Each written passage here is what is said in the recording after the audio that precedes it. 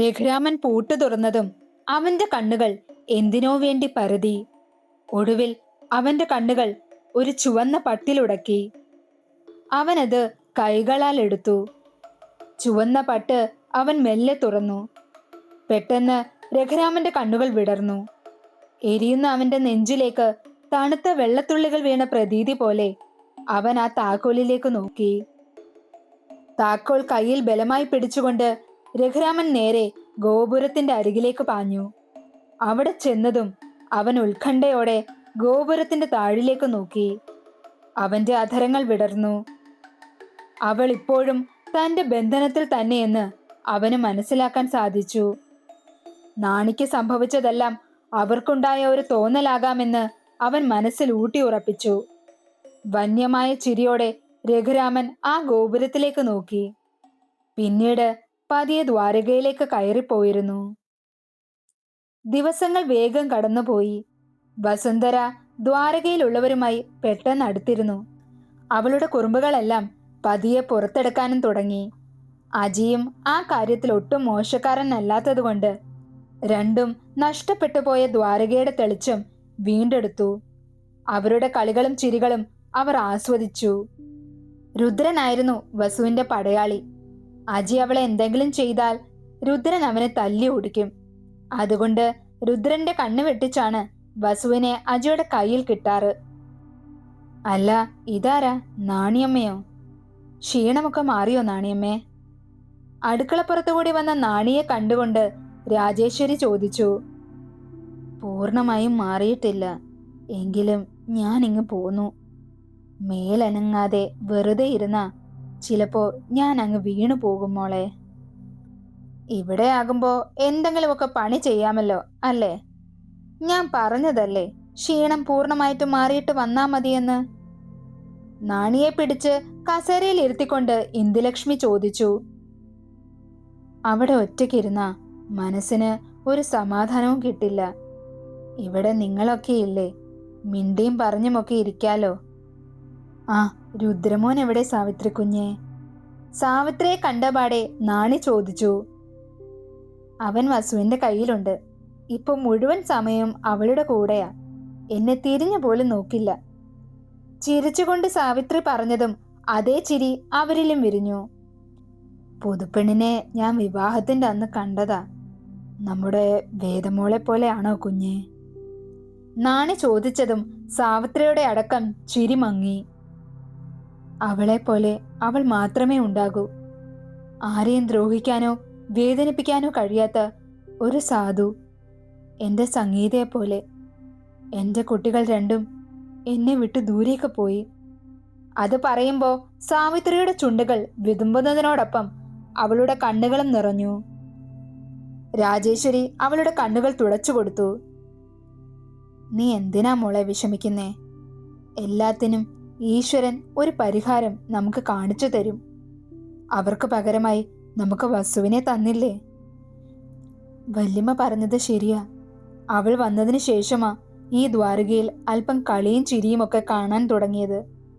ആദിയുടെയും വേദിയുടെയും മരണത്തിന് ശേഷം ഈ ദ്വാരക ഏകാന്തതയിലേക്ക് മൂടപ്പെട്ടിരുന്നു. രുദ്രന്റെ വരവോടെ അതിനല്പം മാറ്റം വന്നു. എങ്കിലും എല്ലാം മറക്കാൻ ആർക്കും അപ്പോഴും കഴിഞ്ഞിരുന്നില്ല. പിന്നെ അജിയുടെ വിവാഹമാണ് പഴയ ദ്വാരകയിലേക്ക് നയിച്ചത്. ദാ ഇപ്പോ വസുവിന്റെ വരവോടെ എല്ലാത്തിനും ഒരു പരിഹാരമായതുപോലെ ഒരു തോന്നൽ. അജിയും വസുവും രുദ്രനും കൂടി ചേർന്നാ പിന്നെ ഈ ദ്വാരക രണ്ടായി തിരിച്ചു വെക്കും. അതുപോലെ കുറുമ്പ മൂന്നിനും. കണ്ണുകൾ തുടച്ചുകൊണ്ട് സാവിത്രി പറഞ്ഞതും രാജേശ്വരിയും ഇന്ദുലക്ഷ്മിയും അത് ശരിവെച്ചു. നാണി പുറമേ ചിരിച്ചുവെങ്കിലും ഉള്ളിൽ അവർ മറ്റെന്തോ പിറുപിറുത്തു. ആ, അധികം വൈകാതെ ആ കുറുമ്പ് നിന്നോളും. നാണി മനസ്സിൽ പറഞ്ഞുകൊണ്ട് മെല്ലെ ചിരിച്ചു. ഏട്ടത്തി, എന്റെ കുട്ടി മുഴുവൻ ഇഡ്ഡലിയും കഴിച്ചു അല്ലേ മോനെ? രുദ്രനെ ഏണിൽ വെച്ചുകൊണ്ട് ഒരു കൈയിൽ പാത്രവുമായി വസു അടുക്കളയിലേക്ക് കയറി വന്നു. അതെയോ, അമ്മയുടെ മോൻ മുഴുവനും കഴിച്ചോ? അവരെ കണ്ടുകൊണ്ട് സാവിത്രി അവൻ അരികിൽ വന്നു. അപ്പോഴാണ് വസു നാണിയെ ശ്രദ്ധിക്കുന്നത്. നാണിയമ്മയുടെ ക്ഷീണമൊക്കെ മാറിയോ? ചിരിയോടെ അവൾ ചോദിച്ചതും നാണി തലയാട്ടി. എല്ലാ ജോലിയും അന്ന് തന്നെ പെട്ടെന്ന് തീർക്കാൻ നോക്കിയതല്ലേ, അതും ഒറ്റയ്ക്ക്. അതുകൊണ്ടാ ക്ഷീണം തോന്നിയത്. ഇവിടെ ഞങ്ങളൊക്കെ ഉണ്ടായിരുന്നില്ലേ, അതൊക്കെ പിറ്റേന്ന് ചെയ്താ മതിയായിരുന്നില്ലേ നാണിയമ്മേ? ദാ ഇപ്പോഴും മുഖത്ത് ക്ഷീണം അറിയാനുണ്ട്, പൂർണ്ണമായും മാറിയിട്ടില്ല. രുദ്രനെ സാവിത്രി എടുത്തതും വസു നാണിയുടെ അരികിൽ വന്ന് നിന്നുകൊണ്ട് പറഞ്ഞു. ഞാൻ ഇതൊക്കെ എപ്പോഴും ചെയ്യാറുള്ളതാ കുഞ്ഞേ. എത്ര പണിയെടുത്താലും ഈ നാണി താഴെ വീഴില്ല. കാലം കുറെ ആയില്ലേ ഞാൻ ഈ പണി ചെയ്യാൻ തുടങ്ങിയിട്ട്. ഇതങ്ങനെ ഒന്നും ഉണ്ടായ ക്ഷീണമല്ല. പിന്നെന്താ പറ്റിയേ? എന്തെങ്കിലും കണ്ട് പേടിച്ചോ? വസു ചോദിച്ചതും നാണി അവളെ അത്ഭുതത്തോടെ നോക്കി. ഏയ്, ഞാനൊന്നും കണ്ട് പേടിച്ചിട്ടില്ല. അത് പറഞ്ഞപ്പോഴാ ഞാൻ ഓർത്തത്, അന്ന് നാണിയമ്മയെ കൊണ്ടാക്കി ഏട്ടൻ തിരിച്ചു വന്നപ്പോ എന്നോടും ഇങ്ങനെയാ പറഞ്ഞേ. നാണിയമ്മ വേദിയെ സ്വപ്നം കണ്ട് പേടിച്ചു എന്ന്. ആണോ നാണിയമ്മേ?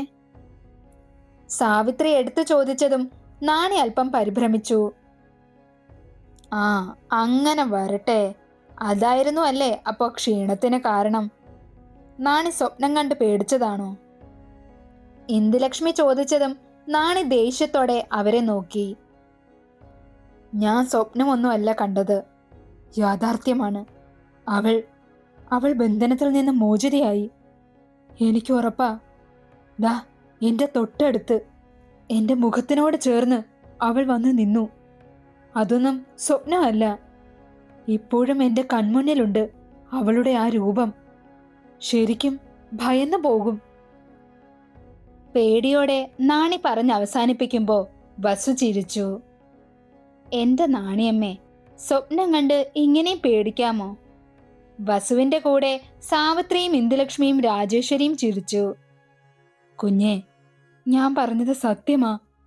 എല്ലാവരും സൂക്ഷിക്കണം. നമുക്ക് ഗോവർദ്ധനൻ തിരുമേനിയെ ഒന്ന് വരുത്തിച്ചാലോ? എന്തിന്? എന്റെ നാണിയമ്മേ, വേദയെ തിരുമേനി ബന്ധിയാക്കിയതല്ലേ. അഥവാ അവൾ മോചിതയായാൽ രഘുരാമൻ അതറിയില്ലേ? നാണിയമ്മ അതൊക്കെ മറക്ക്. ഒരു ദുസ്വപ്നം കണ്ടു എന്ന് കരുതിയാ മതി. ഇന്ദുലക്ഷ്മി പറഞ്ഞതും നാണി അവരെ നോക്കി. അല്ലെങ്കിലും എന്റെ ചേച്ചി എന്തിനാ നാണിയമ്മയെ ഭയപ്പെടുത്തുന്നത്? ചേച്ചി ഒരു പാവമാ. ആദ്യേട്ടനെയും ചേച്ചിയെയും ക്രൂരമായി കൊന്നവരെ മാത്രമേ എന്റെ ചേച്ചി ഭയപ്പെടുത്തൂ. അല്ലാതെ മറ്റുള്ളവരെ ചേച്ചി ഒന്നും ചെയ്യില്ല. വസു പറഞ്ഞതും നാണി ഒന്ന് പതറി. ഈ നാടിനെയോ നാട്ടുകാരെയോ ചേച്ചി ഒന്നും ചെയ്യില്ല, അതെനിക്ക് ഉറപ്പാ. അതിന് എന്റെ ചേച്ചിക്കാവില്ല. അത്രയും പാവമായിരുന്നു എന്റെ ചേച്ചി. നാണിയമ്മയടക്കം എല്ലാവരെയും എന്റെ ചേച്ചി സ്നേഹിച്ചിട്ടേ ഉള്ളൂ. സ്നേഹിക്കുന്നവരെ ഒരിക്കലും എന്റെ ചേച്ചി ദ്രോഹിക്കില്ല.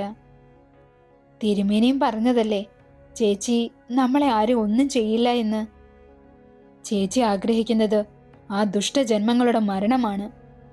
ഇനി അഥവാ നാണിയമ്മ പറഞ്ഞതുപോലെ ചേച്ചി മോചിതയായിട്ടുണ്ടെങ്കിൽ അതവരെ നിഗ്രഹിക്കാൻ മാത്രമാണ്. അതിൽ ഞാൻ സന്തോഷിക്കുകയുള്ളൂ. ഒഴുകിയിറങ്ങിയ കണ്ണുനീരോടെ വസു പറഞ്ഞതും അവളെ രാജേശ്വരി ആശ്വസിപ്പിച്ചു.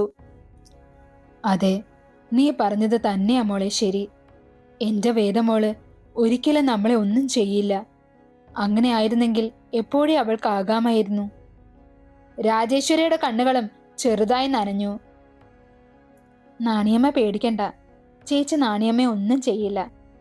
നാണിയമ്മ എന്റെ ചേച്ചിയോട് ഒരു ദ്രോഹവും ചെയ്തിട്ടില്ലല്ലോ, പിന്നെന്തിനാ പേടിക്കണേ? സമാധാനത്തോടെ ഇരിക്കും നാണിയമ്മേ. അത്രയും പറഞ്ഞുകൊണ്ട് വസു തന്റെ കയ്യിലിരുന്ന പാത്രം കഴുകി വെക്കാൻ പോയി. മറ്റുള്ളവരും ഓരോ ജോലിയിലേക്ക് തിരിഞ്ഞു. നാണി കുറച്ചു നേരം അങ്ങനെ ഇരുന്നു. അവരുടെ മനസ്സിൽ വസുവിന്റെ വാക്കുകൾ അലയടിച്ചു. അതെ, അവളെ ദ്രോഹിച്ചവരെ മാത്രമേ അവൾ ഭയപ്പെടുത്തൂ. അതുകൊണ്ടാണ് അവൾ എന്നെ തേടി വന്നത്. ദേവി രക്ഷിക്കണേ. നാണി ഇരു കണ്ണുകളും അടച്ച് അങ്ങനെയിരുന്നു. നാണിയെ പിന്നീട് അവർ തിരികെ വീട്ടിലേക്ക് വിട്ടില്ല.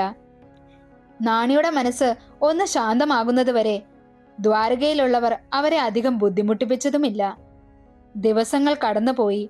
കുടുംബക്ഷേത്രത്തിലെ ചടങ്ങുകൾക്ക് കേവലം ഒരു ദിവസം മാത്രം അവശേഷിച്ചു. അന്ന് പുലർച്ചെ ദ്വാരകയിലുള്ളവർ എഴുന്നേൽക്കുന്നത് ഒരു മരണവാർത്തയിലൂടെയാണ്. രാവിലെ പത്രം വായിച്ചുകൊണ്ടിരിക്കുകയായിരുന്നു അജി അവിടെ. രഘുരാമൻ പറമ്പിലൂടെയൊക്കെ വന്ന് നടന്ന് മുറ്റത്ത് വന്നു നിന്നു. അപ്പോഴേക്കും ആരോ ഒരാൾ ഓടി ദ്വാരകയിലേക്ക് വരുന്നത് രഘുരാമൻ ശ്രദ്ധിച്ചു. മോനെ, അവിടെ നമ്മുടെ ക്ഷേത്രത്തിനടുത്തുള്ള കുളക്കടവിൽ 2 മൃതദേഹങ്ങൾ പൊങ്ങിക്കിടക്കുന്നു. കിതപ്പോടെ അയാൾ പറഞ്ഞതും പത്രം വായിച്ചുകൊണ്ടിരുന്ന അജി ആ വാർത്ത കേട്ട് എഴുന്നേറ്റ് നിന്നു. രഘുരാമൻ ഞെട്ടലോടെ അജിയെ നോക്കി. അവനിലും അതേ ഭാവമായിരുന്നു. ആരാ ആരാ അത്?